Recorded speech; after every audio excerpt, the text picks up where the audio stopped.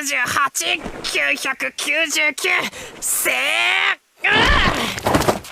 think of Asta, I can't help but think of Richard Dawkins.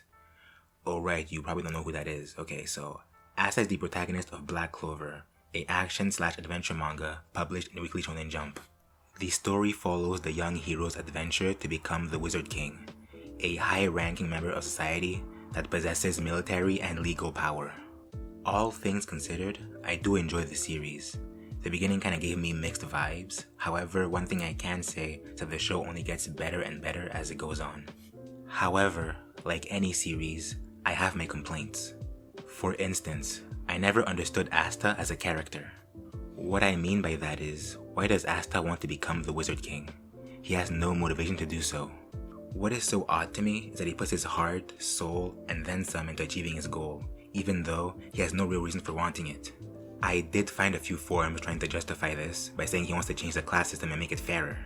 But that doesn't make sense. Even as Wizard King, he's still a pawn for the actual higher class. I'm not saying that every protagonist needs a motive, but I do believe they need one if they have an overarching goal, such as becoming Wizard King. The two concepts are kind of interlinked. However, Asta has one piece of the puzzle and not the other. Compare and contrast to Naruto Uzumaki. He has a very similar goal, to become Hokage. However, there is a motive for this. From a very young age, Naruto was basically treated as non-human by the people of his village. Therefore, all he wants is recognition and acknowledgement.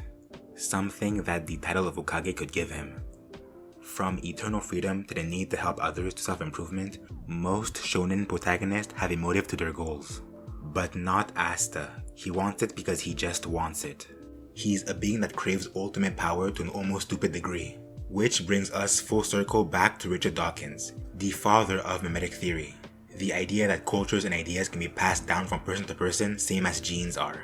I believe this idea can be seen in shonen anime throughout the years. Almost every popular shonen protagonist has a memetic predecessor.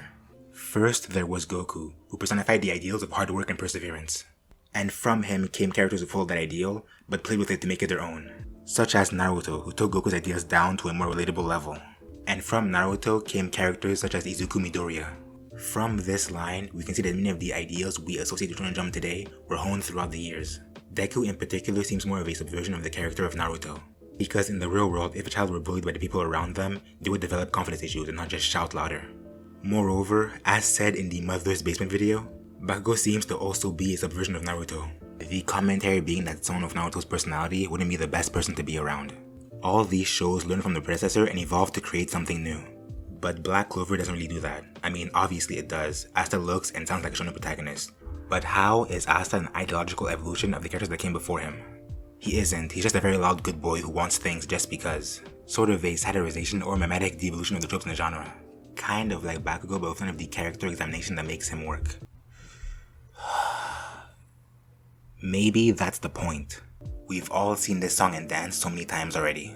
Maybe the author was trying to point out the fact that in the current medium of shonen, most people are just here to watch the fight scenes, world building, and story. Which, in my opinion, Black Clover does a fairly good job in all three. Or, I don't know, maybe I'm just overthinking it. I should go to bed.